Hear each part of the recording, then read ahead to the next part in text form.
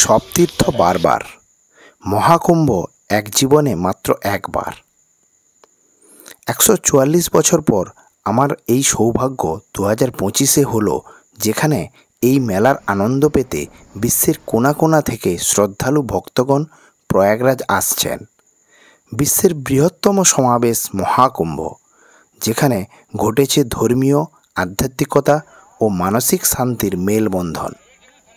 আমরা ৩ জন সহকর্মী হঠাৎ সিদ্ধান্ত নিয়ে বেরিয়ে পড়ি বিরল কুম্ভ মেলা। তাই এই ভ্লগটি খুবই আকর্ষণীয় হতে চলেছে, কারণ এটি আমার জীবনে এক অনন্য অভিজ্ঞতার সাক্ষী হয়ে থাকবে। হ্যালো বন্ধুরা, গুড মর্নিং। ব্যাগ গোছানো চলছে, কুম্ভ মেলার জন্য রেডি হচ্ছি। দেখা যাক যেতে পারি কিনা। জেনারেলে যাবো তো টেনশনে রয়েছি, যেতে পারবো কিনা। টাটা। বাড়ি থেকে যাত্রা শুরুর আগে মাকে প্রণাম করে বেরিয়ে পড়লাম স্কুলে এক্সাম ডিউটি দিতে। তারপর ডিউটি শেষ করে কাঁথি থেকে ধর্মতলার স্টেট বাস ধরে নামলাম সেকেন্ড হুগলি সেতুর ঠিক আগে। মেন রোড ছেড়ে ব্যারিকেড পেরিয়ে টোটো ধরে সোজা চলে গেলাম হাওড়া স্টেশনের টিকিট কাউন্টারে। টিকিট কেটে সোজা চলে গেলাম ৯ নম্বর প্ল্যাটফর্মে, যেখানে একটি ট্রেন অলরেডি দাঁড়িয়েছিল ও তার জেনারেলের লাইন পড়েছিল। এখন রাত ৮টা ৩১ বাজে যখন আমরা নেতাজি এক্সপ্রেসের জেনারেল লাইনে দাঁড়াই।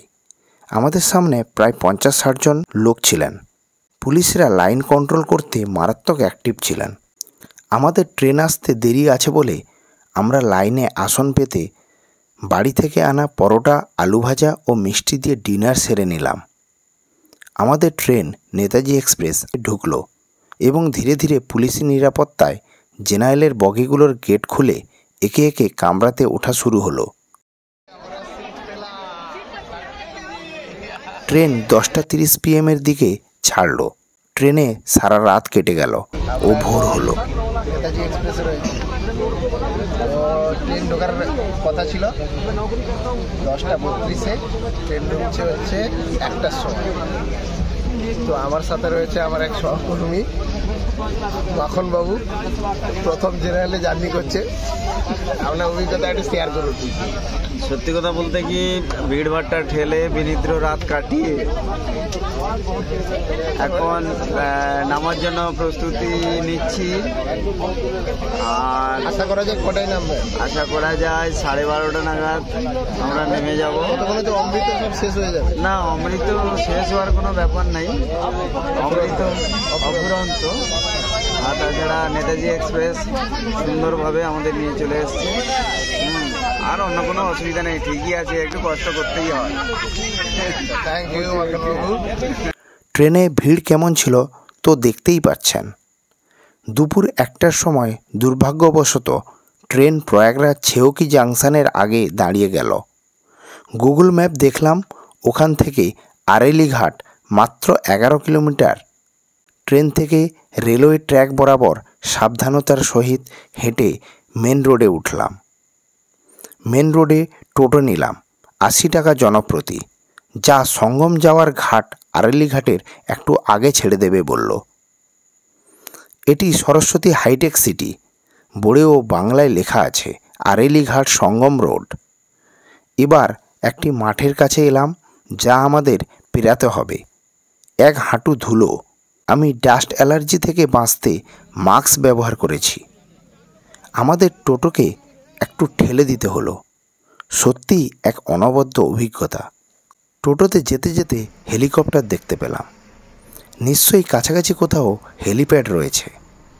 টোটো আমাদের ঠিক হেলিপ্যাডের নিকট ছেড়ে দিল।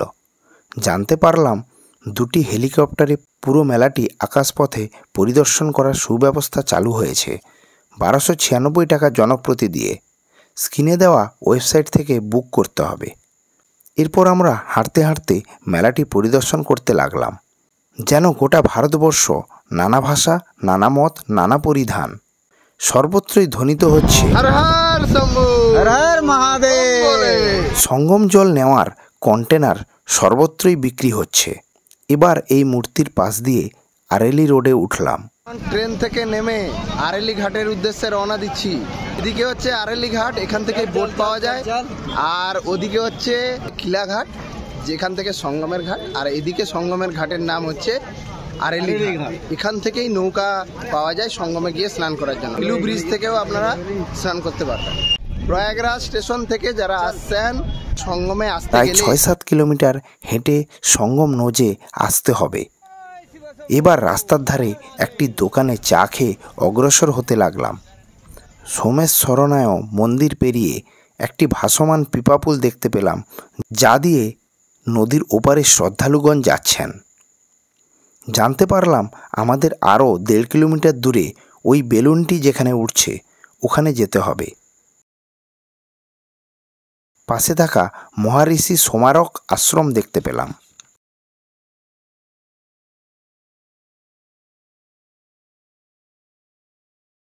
এবার চলে এলাম আরেলি ঘাটের একদম নিকটে, যেখানে অনেক ভক্ত একসঙ্গে জড়ো হয়ে মাঘী পূর্ণিমার শাহী স্নান মহাসমারোহে করছেন। পুরো মেলাটি এখান থেকে দেখা যাচ্ছে, যা দেখতে দেখতে আরেলি ঘাটের বোটিং পয়েন্টে এলাম। এখন আরেলি ঘাটে রয়েছে, এখান থেকে নৌকা ধরতে হয়, 500 টাকা পার হেড বলছে। আবার আমরা ৩ জন ও ট্রেন থেকে সঙ্গে থাকা আরও ৫ জন সকলে একটি নৌকায় উঠে বসলাম। এখানে সারি সারি শত শত নৌকা রয়েছে। মাঝি প্রত্যেককে লাইফ জ্যাকেট দিলেন ও আমরা পরে নিলাম। নৌকা ছাড়ল ও যমুনা নদীতে যেতে যেতে এক নয়নাভিরাম প্রাকৃতিক সৌন্দর্য উপভোগ করতে লাগলাম। ওই দূরে দেখা যায় যমুনা নদীর উপর ব্রিজ, ওপারে একটি কিলা দেখা যাচ্ছে ও সঙ্গম নৌজ পয়েন্ট দেখা যাচ্ছে। আকাশে অসংখ্য পাখি উড়ে বেড়াচ্ছে। আপনি চাইলে পাখিদের খাবার কিনে ওদের দিতে পারেন। নৌকা আমাদের ধীরে ধীরে নিয়ে এলো ত্রিবেণী সঙ্গম পয়েন্টে, অর্থাৎ গঙ্গা, যমুনা ও পৌরাণিক সরস্বতীর সঙ্গম স্থল। হিন্দু ধর্মানুযায়ী যেখানে স্নান করলে পাপ পরিষ্কার হয় এবং মোক্ষ অর্থাৎ পুনর্জন্মের চক্র থেকে মুক্তি লাভ হয়। নৌকা থেকে নেমে একে একে সঙ্গমে নেমে পড়লাম।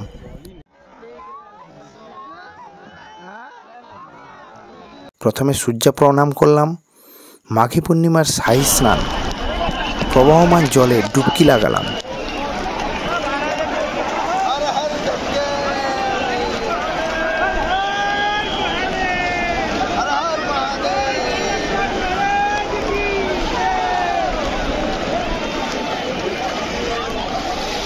বাড়ির জন্য সঙ্গম ওয়াটার বোতলে ভরলাম। আমাদের স্নান কমপ্লিট হয়ে গেল। এখানে আসার উদ্দেশ্য সফলভাবে পূর্ণ হলো। এবার সূর্যাস্তের অপরূপ সৌন্দর্য উপভোগ করতে করতে নৌকায় করে ফেরার পালা। বিশ্বাস করা হয় যে সমুদ্র মন্থনের পর যখন ভগবান বিষ্ণু অমৃত কলস বহন করছিলেন, সেই অমৃতের পাত্র বা কুম্ভ থেকে 4টি ফোঁটা 4টি পবিত্র স্থান প্রয়াগরাজ, হরিদ্বার, উজ্জয়িনী ও নাসিক, এই 4টি তীর্থে মাটিতে পড়ে যায়। প্রতি 12 বছর অন্তর এই 4টি পবিত্র স্থানে উদযাপিত হয় হিন্দু ধর্মের বৃহত্তম ধর্মীয় সমাবেশ কুম্ভ মেলা। 2025 সালের প্রয়াগরাজের মহাকুম্ভ মেলা বিশেষভাবে বিরল, যা প্রতি 144 বছর অন্তর অনুষ্ঠিত হয়। হর হর গঙ্গে, জয় শ্রীরাম, জয় শিব শম্ভু, হর হর মহাদেব।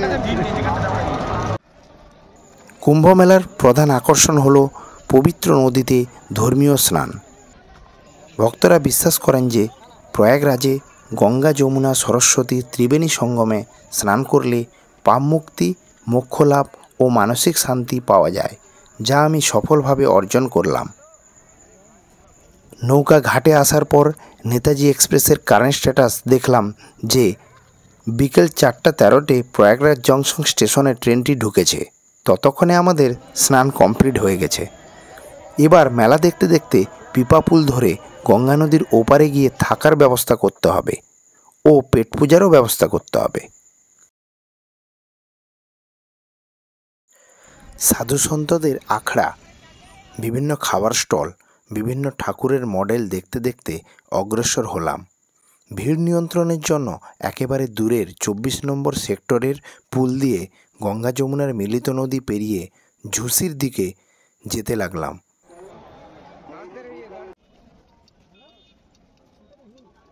পুরো মেলার দৃশ্যমান লাইটিং অনবদ্য ছিল। পুল পেরিয়ে গঙ্গা নদীর ওপারে শিবলিং দ্বার রয়েছে, যেখানে একটি মন্দিরে ভান্ডারা চলছিল। আমাদের ডেকে নিয়ে যাওয়া হলো। ওখানকার পরিবেশন করা পুরি, সবজি, সুজি, ঘিয়ে ভাজা লাড্ডু ও পরিশোধিত জল নিয়ে চেয়ার টেবিলে বসে ডিনার সেরে নিলাম। এবার শিবলিং দ্বারের অনতি দূরে একটি বাড়িতে প্রতি বেড পিছু 300 টাকা দিয়ে থাকার ব্যবস্থা হলো। পরিষ্কার শৌচাগারে ফ্রেশ হয়ে শান্তির ঘুম দিলাম। গুড নাইট, দেখা হচ্ছে পরের ভিডিওতে। Thanks for watching.